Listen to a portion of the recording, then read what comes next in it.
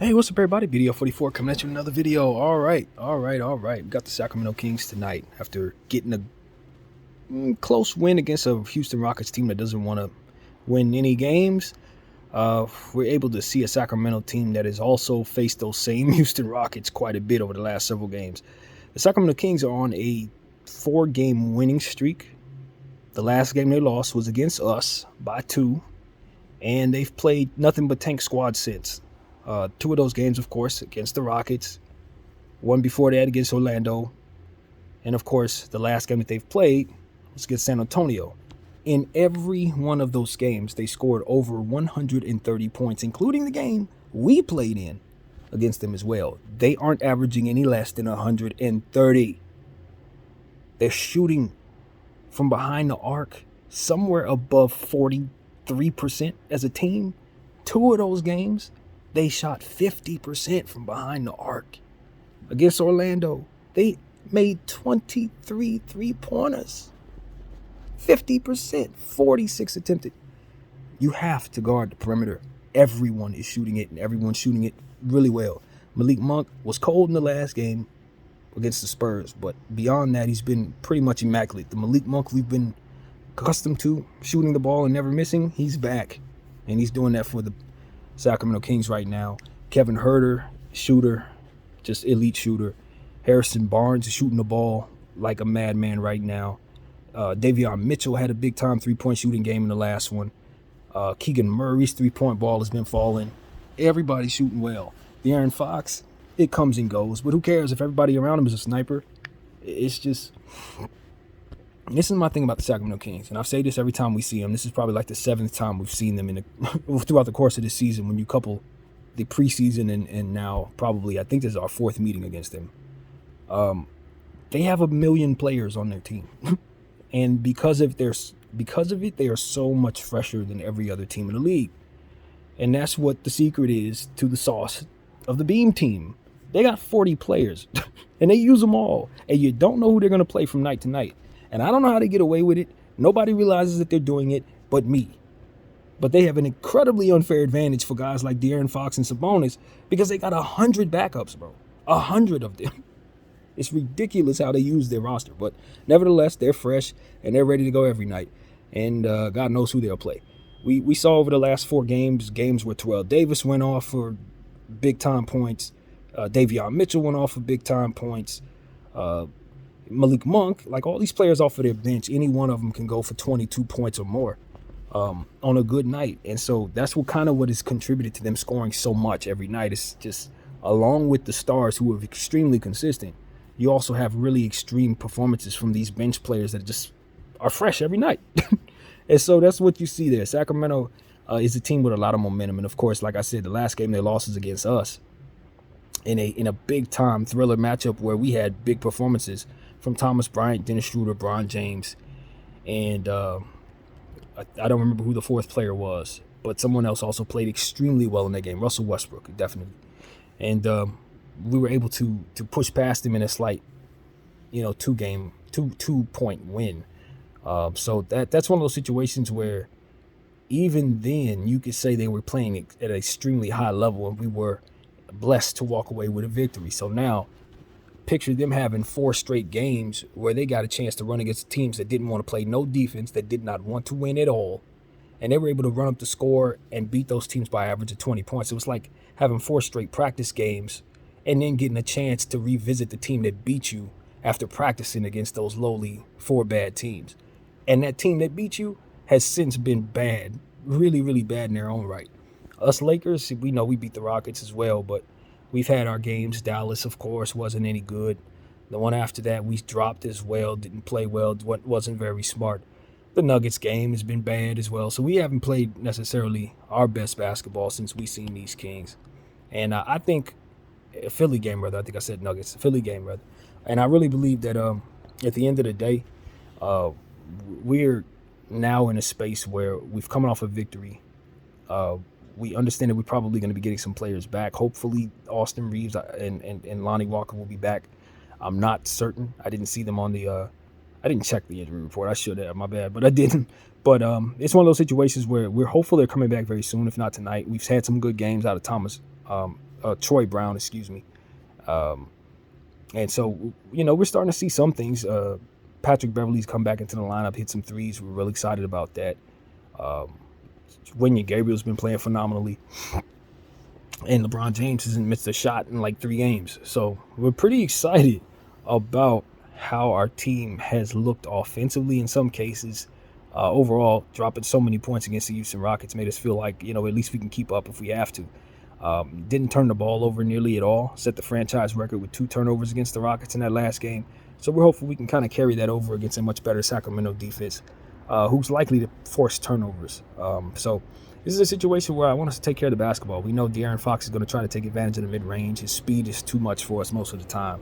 But we're going to have to try to keep up with him. I think Patrick coming back is going to definitely help our defense in a game like tonight. But it would be great if we can get the repeat performances from the guys who played well against Sacramento in the last one. We kept them from lighting that beam. It was very important that we did that. And tonight they're going to want to repay us by keeping us from being happy in our building. And that's something we don't want to accept at all, especially since we need to be winning games right now. So given the fact that, everything has been said about Russell Westbrook and whether or not he's going to be traded, made a video this morning talking about trades possibly are being rekindled in regards to his name. I'm just curious to see how he's going to come out and play. We've talked about the struggles playing in this building for Russell Westbrook. Even though he plays well, he tends to make some bad decisions here and there.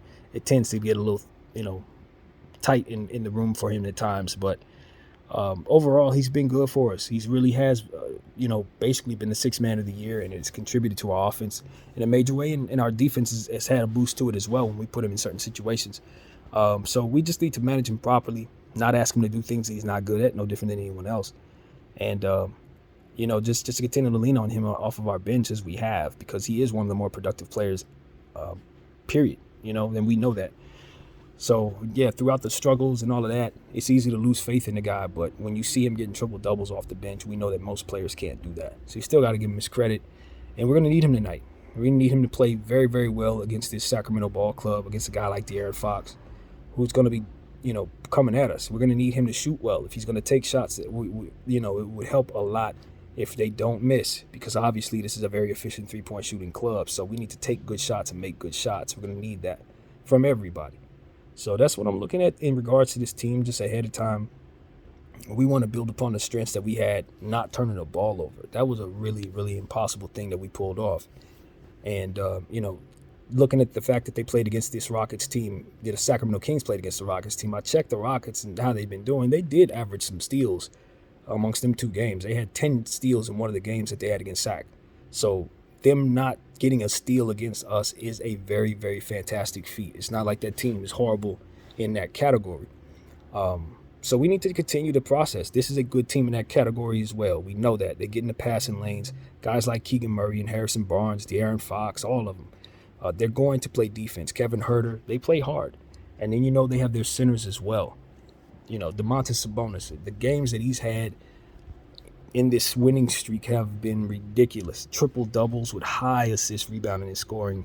He is really, really playing some MVP level basketball and needs to be considered as an all-star shoe-in without any concern.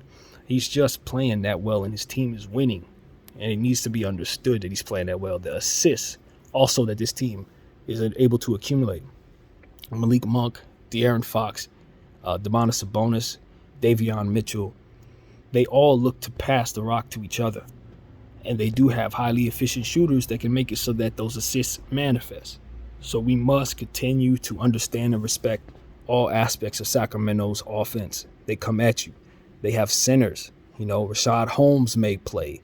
Chizi Metu may play. There's so many other guys that they have at that position outside of Sabonis. Alex Lynn may have been called up. You just don't know what they're going to do with Sacramento.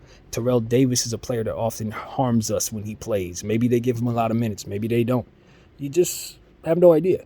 Ozzy Apala, does he get minutes tonight? Is he somebody that you have to deal with? It's some other names as well. So I just look at the Sacramento team and I just say, it's a bag of tricks. It's a dip into the unknown when you go up against the Beam team. But what you do know is that they have a plethora of players that are going to attack you, and they're going to attack you from all angles. Harrison Barnes driving at the rim. Keegan Murray shooting the ball and driving as well. Rebounding is a big deal against this squad. You must box out. And as I always try to remind everyone, Davion Mitchell is one of the best defensive players in the world. So if he's on the floor, chances are he's going to be able to do something to you on that side that makes things hard on you. So do not take him lightly, and understand that his three ball has been falling as well. So if he comes in the game and he starts scoring, don't be surprised. These are things I'm looking at, man. Kevin Huerter's got it going, man. He was in a little bit of a slump when we saw him last. He snapped out of that, I think. Over the last several games, he's been pretty decent for them, if not good. So, they've been a little heavy on Harrison Barnes getting more touches as well, and Malik Monk. So I think that's kind of taken away from Huerter's volume, but he's been playing better as of late. They have a center on their team that his name hasn't come to mind. I know Chizi Metu, but there's another one that they have. Neemias Queta. There we go. Queta. Be careful of Queta. We know Queta. Queta's a big human being who knows how to use his size and can stretch the floor. It's just an endless plethora of centers. You guys know they got players all up and down the roster that they could put in that big man position and make life hard on Thomas Bryant and Wenyen Gabriel and just wear them completely down if they decide to. So that's the luxury of the Kings, man. 40-player team. I can't stress it enough. They got more players. They got two teams, basically. And that's what I want the Lakers to do. We got the same thing going on with our G League. We just don't call them up in and out like Sac does. We need to, though. It'll keep our team fuller and healthier. We can't tell the Lakers nothing. We have open roster spots. Stuff like that. And then you wonder why guys get tired. You wonder why we run out of gas. And they want to blame it on age. No, it ain't age. It's because you're not doing what Sac's doing. That's what it is. Anyway, I'm tired of the Lakers in that regard. I want us to play Max Christie. He got like 5 minutes in the last game. There's never, ever any reason to not play Max Christie's real minutes, man. He's a second-round pick that's overplayed with his expectations. So obviously he's earned the minutes. He's a player who shoots the three, and we can't shoot as a team. He's a player that rebounds the ball, and we have issues with size. Like, what are we doing, coach? Jesus, man, play the youngster. We shouldn't have to beg you to play players who are playing well, bro. That's the thing that I really don't get, Darvin Ham. I don't get that. Why do we have to lobby for players who are actually productive to get minutes? And then have to beg you to stop playing players who are struggling, man. This is the dynamic that caters to the loss as well, man. The losses are piling up because of this type of stuff. Hopefully those rotations can reflect better decision-making tonight. And, of course, we need to be aware that, this could be a close game. We got a good one, a bank shot look from LeBron James against a Houston Rockets team that didn't want to play no defense. I'm glad he took the shot. I'm glad he made the shot. I like the shot selection, but we're not going to expect to get those type of looks every night. We're going to have to be better than we've been in the closing moments of games in order to be a respectable ball club this season, man. We're dropping games, close ones, we know it. Obviously, the last game wasn't that, so we can't really harp on it like, okay, maybe this is the beginning of something. But the point is, it needs to be. Because if we keep having close dropped games, or if this is another one of those heartbreaking losses, it's just going to continue to add to the pessimism of this team not ultimately being able to make the playoffs. You know what I mean? You might stumble into the play-in tournament, but you have to know how to win close basketball games to really do anything when you get there anyway. So I want the Lakers to do what they need to do to learn what they need to learn. As I've already talked about ad nauseum, I just want this team to do some studying, do some communicating with some people who know some stuff that maybe they're not thinking about, and get, better at closing basketball games. Don't accept just sucking at something. We didn't accept being bad at three-point shooting and shooting 40 shots a night like we did the first couple of games of the season. No, we adjusted. We got better. So I want us to really do that, man. No, don't leave ourselves any excuses for not getting better in certain areas. So it's kind of hard, man, when politics run things. People are doing things for the wrong reasons. You could say all of this, but at the end of the day, they're going to put whoever on the floor they want to, and you just got to live with that. And that's kind of the problem with what it is we're looking at. So hopefully they make good decisions, but we just wait and see, and obviously we know Sacramento's looking to take our heads off smooth. They're on a winning streak, so they're seeing the ball fall a lot. They're used to teams that don't play no defense, so maybe if we give them a little defense, they can kind of calm down all this 130-point scoring. I also wonder if they're a little tired, given the fact that they're doing so much. But then again, 40-man team, so it is what it is. And that is exactly what it's going to show you. A guy like Terrell Davis had 5 minutes in the last game, so do expect him to play a lot because they ran him out there like crazy in the game before that, and he didn't hardly miss a shot. So this is what I'm talking about. They keep the players healthy. I don't know why the NBA lets them do it. Anyway, so that's that, man. I just ain't going to be a long video, I guess. I mean, I think that the Sacramento Kings have just run into 4 teams that didn't want to win. They were going to win them games no matter what. I'm talking about Orlando, 2 games against the Rockets, and San Antonio. And the first 3 games were at home. Like, how are they supposed to lose them games? They're never going to lose those games, man. The beam was most definitely going up. And so whether they won those games or lost those games didn't really matter. The fact of the matter is they weren't going to have another competitive game until they seen us again, and they knew that. So they probably been preparing for that, and we need to be prepared for them. So all the stuff that we've been doing wrong, the most important thing for me in this basketball game is that Dennis Schroeder and Thomas Bryant reestablished themselves. I don't believe that was a fluke of them playing well.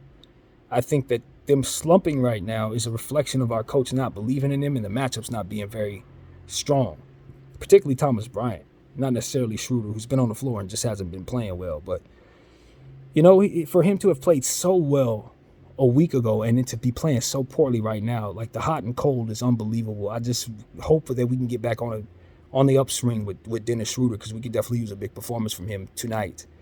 So, yeah, and again, as I said in a video this morning, reestablishing Thomas Bryant in the third and fourth quarters, I think is something that can simulate what we'll need to know for running things with AD.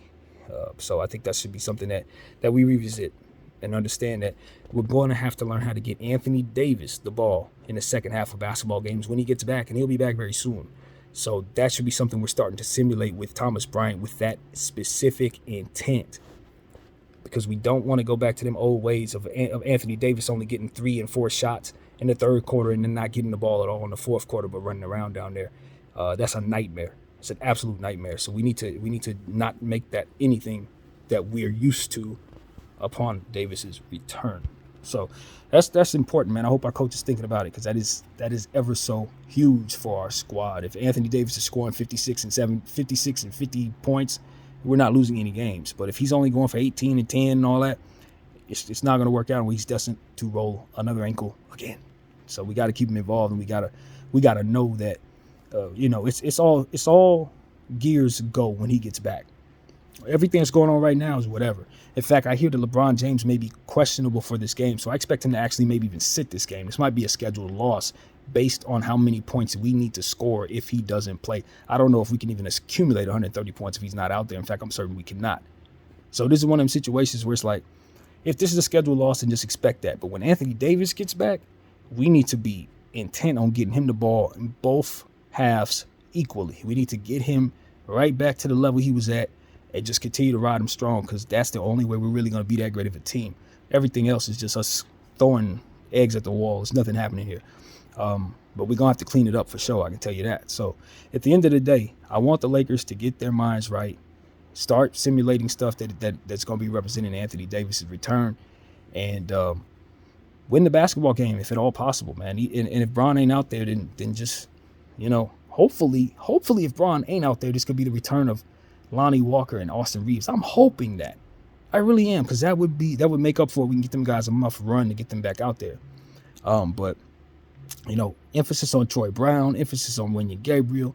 Keep those guys in a good rotation. Keep them playing because they're both really helping. Yeah, that's where my head's at, man. I kind of expect Bron to sit this one, though. I do. Just want everybody to know that I do expect him to probably just rest his ankle at random, because they probably have already scheduled certain games they want him to sit anyway. And so I just think that they're going to stay on path with that. I don't think that's a good sign for the organization in regards to what they believe of this season, though. Them sitting him in these type of situations when we're at this level of our record, in this place in the schedule, I'm going to be honest, I don't think there's anything to hold him back for. If we lose enough games, he's going to be able to sit there at the end of the season. You feel me? Like, we're not going to make the playoffs. We're going to be able to shut him down. So I don't know what we're saving him for now, but I know that it would probably be best if we did not. Cut and dry. So, like I said, 130 plus to beat the Kings tonight. If you can't simulate that somehow without him, you might as well not even show up. Might as well not even show up. That's how well Sac is playing right now. And so if you thought Sengun beat us in the paint and made us look silly, you know, Domantas Sabonis has every intention of doing the same. De'Aaron Fox ain't playing with nobody. You know he ain't. Every time he see the Lakers, he think about how we didn't draft him. And so you can expect him to continue doing what he does. Malik Monk, like I said, he's back at it. Herder, those guys are hitting shots. All of them. Their whole team is clicking, but they haven't faced any defense. Are they going to face any tonight? If our Rockets game was any indication, nope. Not at all. They're going to score another 130, 140 tonight. So it's up to the Lakers. Do you want to be just another part of their soft schedule? Because that's what this looks like. They scheduled them an extremely soft aspect of the schedule, including the two games that we're playing in. It's Lakers, Orlando, Rockets, Spurs, Lakers. If that ain't a soft part of your schedule, I don't know what is. So let's just be real and be offended by that and give this team another loss. So that's pretty much what I got, man. Be prepared for anything because they have everything. My name is BDL44. I thank you all for watching. I'm out.